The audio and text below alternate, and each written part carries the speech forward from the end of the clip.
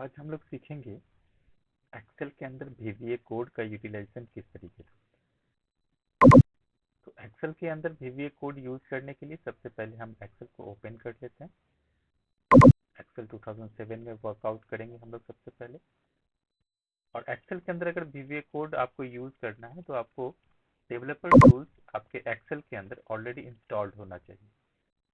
अगर वो developer tools आपके एक्सेल में नहीं है तो डेफिनेटली आप यहाँ से ऑफिस रिबन बटन के ऊपर क्लिक करिएगा। यहाँ पर एक्सेल ऑप्शन आपको मिलेगा। ऑप्शंस बटन के ऊपर क्लिक करने के बाद यहाँ पर देखिए ये तीसरा ऑप्शन है ना, show developer tab in the ribbon. इसके ऊपर टिक आउट होना चाहिए। अगर इसके ऊपर टिक आउट नहीं है तो आपके रिबन के अंदर एक्सेल का डेवलपर टूल शो नहीं करेगा। तो आपको क्या करना है, इधर show developer tab in the Excel ribbon button के ऊपर क्लिक कर देना है और ओके बटन के ऊपर क्लिक करना है। आप जैसे ओके बटन के ऊपर क्लिक करोगे आप देख सकते हो कि यहाँ पर home, insert, page layout, formula, data, review, view के साथ डेवलपर टूल्स दिया जाएगा। तो एक्सेल में हम लोग नॉर्मली विजुअल बेसिक यानी वीवीए कोड का यूटिलाइजेशन क्यों करते हैं, ताकि हम ऐसे बटन्स क्रिएट कर सके जिस बटन का यूटिलाइजेशन हम अपने कंट्रोल के अकॉर्डिंग कर सकें। यानी अगर मैं आपको बोलूं कि बोल्ड करना है, इटैलिक करना है और अंडरलाइन करना है, तो डेफिनेटली बोल्ड, इटैलिक और अंडरलाइन करने के लिए आपको यहाँ पर तीन बटन्स को क्लिक करने पड़ेंगे। एक बार बोल्ड के ऊपर क्लिक करिए, फिर इटैलिक के ऊपर क्लिक करिए, फिर अंडरलाइन के ऊपर क्लिक करिए। लेकिन अगर आप एक ऐसा बटन बनाना चाहते हैं जिसमें एक ही क्लिक करने के बाद बोल्ड भी हो जाए, इटैलिक भी हो जाए, अंडरलाइन भी हो जाए, तो इसे वीवीए कोड के थ्रू आप आसानी से कर सकते हैं। तो इसे कैसे करेंगे, इसे सबसे पहले देखिए। तो वीवीए कोड के लिए इस तरह के किसी भी बटन को क्रिएट करना या फिर आपको इस बटन का यूटिलाइजेशन करना है, तो मैंने पहले ही बता रखा है कि आपको डेवलपर टूल के अंदर जाना पड़ेगा और डेवलपर टूल्स के अंदर जाने के बाद यहाँ पर विजुअल बेसिक ऑप्शन के ऊपर क्लिक करना है। जैसे आप विजुअल बेसिक ऑप्शन के ऊपर क्लिक करिएगा आप देखिएगा विजुअल बेसिक का वीवीए कोड करने का एक डायलॉग बॉक्स आपके सामने ओपन हो जाएगा, जिसके अंदर माइक्रोसॉफ्ट विजुअल बेसिक बुक 1 लिखा हुआ है। और यहाँ पर आपको अलग अलग दो विंडो दिखाई देंगे। एक वीवीए प्रोजेक्ट विंडो जिसके अंदर सीट 1 जो आपने यहाँ पर सीट ले रखा है, सीट 1, सीट 2 और सीट 3 आपको शो करने लगेगी। नॉर्मली जब भी हम लोग एक्सेल के अंदर काम करेंगे तो 80 to 90% तक वर्क हमारा मॉड्यूल के अंदर होता है। तो आपको यहाँ पर इंसर्ट बटन के ऊपर क्लिक करके एक मॉड्यूल इंसर्ट करना पड़ेगा। जैसे आप मॉड्यूल इंसर्ट करिएगा आप देखिएगा आपके तीनों सीट के साथ, अगर आपने इस सीट का नाम लिखा रहता, सीट 1 के जगह पर आपने किसी सीट का नाम लिखा रहता, तो यहाँ पर सीट 1 के साथ वो सीट का नाम यहाँ पे शो कर रहा होता। यहाँ मैंने कोई भी नाम नहीं लिखा है, इसीलिए सीट 1, सीट 2 और सीट 3 जो डिफ़ॉल्ट नेम है वो डिफ़ॉल्ट नेम यहाँ पे शो करता है। अब मॉड्यूल 1 के अंदर हम कोडिंग किस तरीके से करेंगे ये देखेंगे। नॉर्मली जितने भी फंक्शन हमको क्रिएट करने होते हैं, जितने भी मॉड्यूल क्रिएट करते हैं हम, उसका कोडिंग हम लोग इस पोर्टल में करते हैं। लेकिन उस कोडिंग को करने से पहले हमको यहाँ पर एक मॉड्यूल यानी एक फंक्शन क्रिएट करना पड़ता है।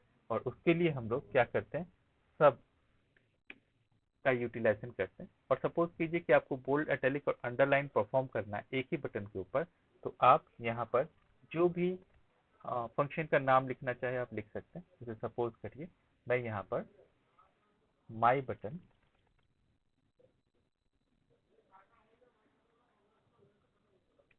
माई बटन बटन के लिए एक फंक्शन क्रिएट करता हूँ। सब डिफाइन करना पड़ता है। और जैसे ही आप ऊपर में सब लिखिएगा, फंक्शन का नाम डिफाइन करते हैं, ऑटोमेटिकली इन सब आ जाएगा। अब आपको एक बटन क्रिएट करने हैं और उस बटन के ऊपर आपको क्या करना है, इसके डिस्क्रिप्शन को ऐड करना है। तो हमको क्या करना है, जिस सेल को भी मैं सेलेक्ट करूं उस सेल के अंदर जो भी टेक्स्ट लिखा हुआ हो वो टेक्स्ट अपने आप बोल्ड, इटैलिक और अंडरलाइन हो जाए। तो इसके लिए कोडिंग लिखते हैं हम लोग, selection dot font dot bold is equal to true. आपको बार बार अगर ये टाइप करना टाइप कर सकते हो या फिर कॉपी पेस्ट कर सकते हैं। और ये ट्रू सिंगल कोट्स के अंदर होंगे, सिंगल कोट्स के अंदर नहीं होंगे। Selection dot font dot bold dot true, और से यहाँ पर इसको कॉपी कर लेता हूँ और इसे पेस्ट कर।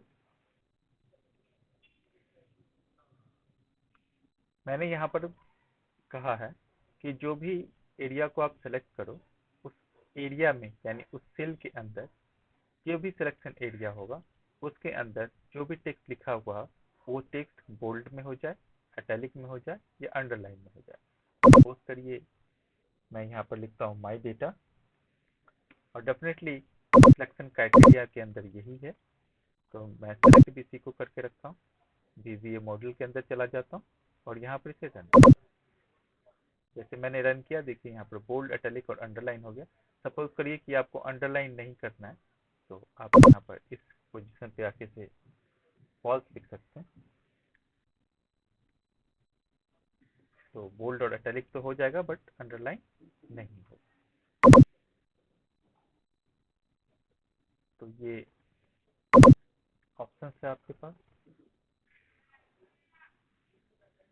ट्रू कर दीजिए तो ट्रू हो जाएंगे ये। अब यहाँ पर देखिए तीनों ही मैंने बोल्ड बोल्ड बोल्ड कर रखा है। अब मैं यहाँ पर ITALIC इटैलिक के लिए ट्रू कर दिया, और ठीक उसी तरीके से अंडरलाइन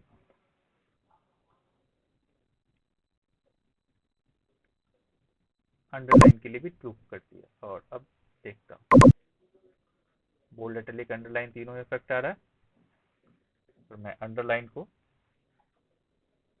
फॉल्स कर देता हूँ। बोल्ड इटैलिक तो हुआ बट अंडरलाइन नहीं हुआ, और इसी को ट्रू कर दूंगा तो बोल्ड, इटैलिक और अंडरलाइन तीनों ही इफेक्ट एक साथ देखने को। अब इस कोड को जो मैंने यहाँ पर लिखा है, मैं चाहता हूँ कि एक बटन बनाऊं, और वो बटन के बेसिस पे जैसे मैं उस बटन के ऊपर क्लिक करूं, ऑटोमेटिकली वो सेल जिसको हम लोगों ने सेलेक्ट कर रखा है वो बोल्ड, इटैलिक और अंडरलाइन हो जाए। तो बटन बनाने के लिए डेवलपर टूल्स के अंदर ही देखिएगा यहाँ पर इंसर्ट ऑप्शन शो कर रहा होगा आपको। इस इंसर्ट ऑप्शन के ऊपर जैसे आप क्लिक करिएगा, यहाँ पर एक बटन ऑप्शन शो करेंगे। इस बटन के ऊपर क्लिक करिए। क्लिक करने के बाद आपको सिंपली जहाँ भी बटन को ड्रॉ करना है वहाँ पर माउस के लेफ्ट बटन को प्रेस करके ड्रैग करना है, और ड्रैग करने के बाद आपको इस बटन का नाम देना है, तो आप बटन का नाम असाइन कर सकते हैं। पहले नेम को असाइन कर दूँ बटन का, और यहाँ पर जो भी लिखना है आपको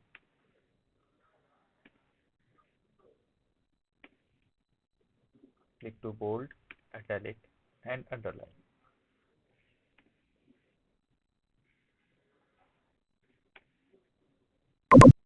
और इस बटन को ये जो आपने फंक्शन डिक्लेयर किया उसको डिक्लेयर करना, उसको डिफाइन करना, तो इसके ऊपर राइट क्लिक करिएगा। यहाँ देखिएगा असाइन मैक्रो बटन मिलेगा, और यहाँ पर माई बटन के जो वैल्यू है, जो कोड है उसको इस बटन के ऊपर अप्लाई करना है, तो अप्लाई करके यहाँ पर ओके कर दीजिए। ये एप्लीकेशन जो कोड है वो इसके ऊपर अप्लाई हो चुका है। आपको सिंपली अब जहाँ भी आपको जो वर्ड भी लिखना है उसे लिख कर सेलेक्ट कर लीजिए, और जैसे आप इस बटन के ऊपर क्लिक करिएगा बोल्ड, इटैलिक और अंडरलाइन उसके ऊपर आ जाएगा। तो इस तरीके से हम किसी भी VBA कोडिंग को कर सकते हैं, बटन्स को क्रिएट कर सकते हैं, बटन क्रिएट करके ऊपर जो भी फॉर्मूला इम्प्लीमेंट करना है वो कर सकते हैं। मगर उसके लिए आपको क्या करना होगा, ये जो VBA कोडिंग है ये कोडिंग सीखना पड़ेगा, और स्टेप बाय स्टेप इस कोडिंग को किस तरह से यूटिलाइज करेंगे ये हम एक एक करके अलग अलग वीडियोस के अंदर सीखेंगे। अभी एक और चीज़ हम लोग सीख लें। सपोज करिए कि आपको कैलकुलेशन करना है, किस चीज़ के ऊपर, और कैलकुलेशन में एडिशन परफॉर्म करना है।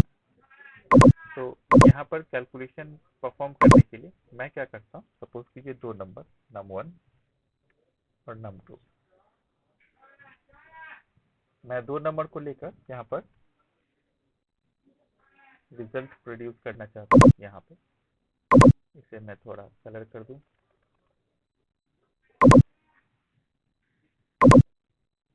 और ऑर्डर असाइन कर दे रहा हूँ ताकि देखने में अच्छा लगे।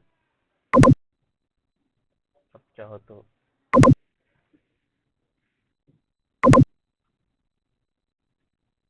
टेक्स्ट के साइज को बड़ा कर सकते हो, छोटा कर सकते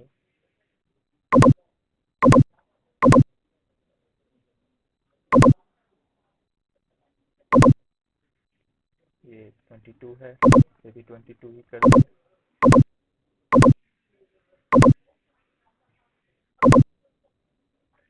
और रिजल्ट को 22 कर दें ताकि देखने में अच्छा लगे, बस और कुछ नहीं।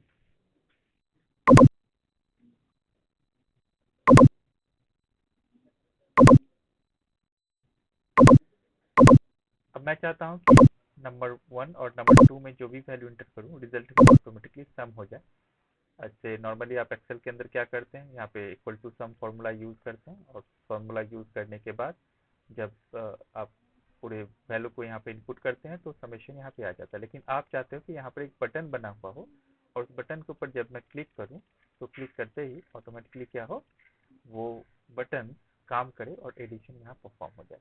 तो इसके लिए आप क्या कर सकते हो, यहाँ पर देखिए जैसा मैंने बताया डेवलपर्स के ऊपर क्लिक करिए, आप डायरेक्ट यहाँ पर क्या कर सकते हैं, एक बटन को सेलेक्ट कर सकते हैं, और यहाँ पर आप बटन बन गया है, और इसे मैं क्लोज कर दे रहा हूँ और यहाँ पर लिखता हूँ क्लिक टू ऐड। ये मैंने लिख दिया। अब लिखने के बाद इस बटन को आप सेलेक्ट कर सकते हैं। सिलेक्शन करने के बाद आप इस बटन के ऊपर कोई फॉर्मूला या जो मॉड्यूल्स है उस मॉड्यूल्स का फंक्शन क्रिएट करना चाहते तो आप डायरेक्ट यहाँ पर क्लिक कर सकते हैं डबल क्लिक,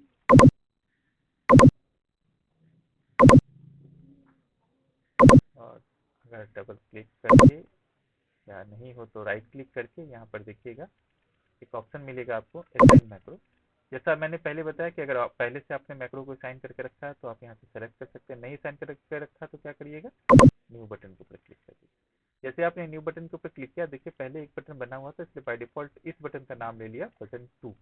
अब बटन 2 के अंदर क्या करना, हमको एडिशन परफॉर्म करना, और एडिशन परफॉर्म करने के लिए हमको यहाँ पर 3 वेरिएबल्स का रिक्वायरमेंट होगा, और किसी भी वेरिएबल को डिफाइन करने के लिए यहाँ पर डी डायमेंशन यूज करते हैं। 3 वेरिएबल चाहिए। वेरिएबल एक नेम होता है जिसके अंदर हम कोई भी वैल्यू को असाइन करते हैं, वैल्यू वही असाइन होता है जिस टाइप के वैल्यू को हम लोगों ने वेरिएबल के टाइप में डिफाइन। जैसे यहाँ पर हम 3 वेरिएबल लेते हैं, एक वेरिएबल का नाम ए, दूसरा बी और तीसरा सी as integer.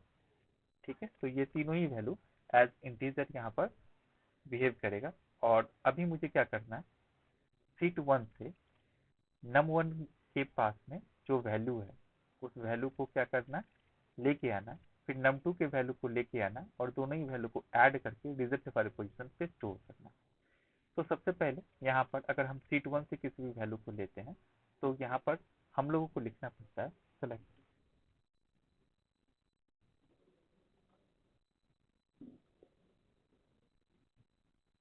Seat. First packet start करेंगे, सीट का नेम है सीट 1, डबल कोटेशन के अंदर लिखते हैं। इन केस अगर यहाँ पर सीट का कोई नाम डिफाइन किए होते तो यहाँ पर सीट्स के बाद उस सीट्स का नाम आपको लिखना पड़ता है। एग्जाम्पल के लिए सीट 1 का नाम अगर हेलो होता तो यहाँ पर सीट के बाद सीट 1 जो लिखे हम यहाँ पर हेलो लिखना पड़ता है आपको, और डॉट सेलेक्ट।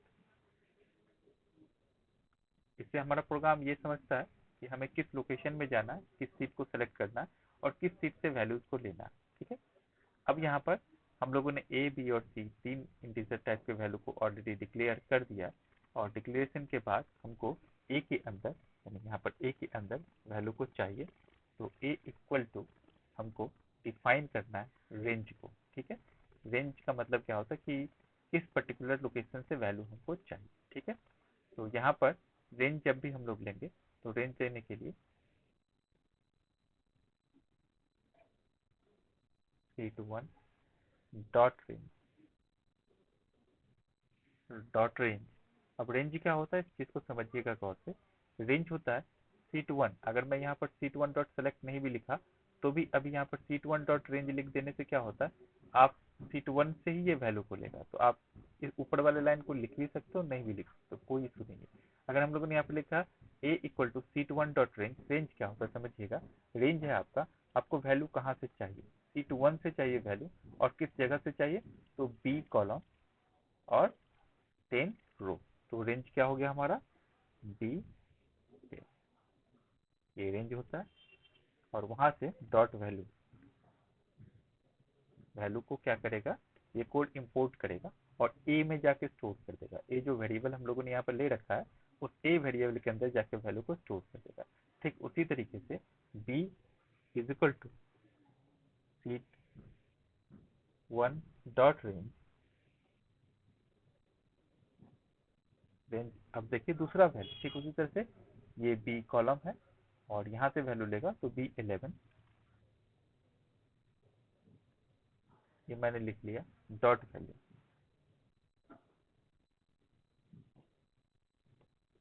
तो A equal to C two one dot range B 10 dot value B equal to C two one dot range B 11 dot value. ये दोनों ही वैल्यू वहां से इंपोर्ट होके ए और बी में जाके स्टोर हो जाएगा। सी जो वेरिएबल हम लोगों ने लिया है वहां पे हम लोग C equal to A plus B, यानी सी के अंदर ए और बी दोनों ही कोई वैल्यू को प्लस करके स्टोर कर देगा।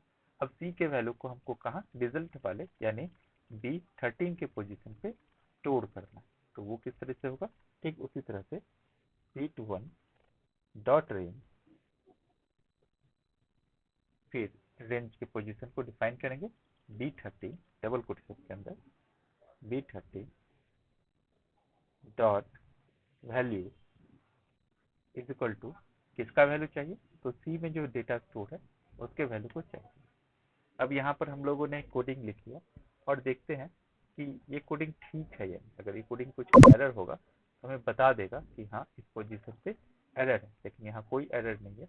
अब यहाँ पर हम लोग एक वैल्यू को डिफाइन करके, जैसे हम लोगों ने यहाँ पर 10 डिफाइन किया, यहाँ पे 20 डिफाइन किया और यहाँ पर क्लिक टू ऐड बटन के ऊपर क्लिक करते हैं। जैसे क्लिक टू ऐड बटन के ऊपर क्लिक किया 10 और 20 दोनों को ऐड 10 और 20 को ऐड किया और रिजल्ट किधर स्टोर करता है सी के अंदर यानी कि 30। देखिए रिजल्ट में 30 आ गया। यहाँ पर आप कोई भी वैल्यू एंटर करिएगा और जो वैल्यू आप एंटर करिएगा वो वैल्यू ऐड होके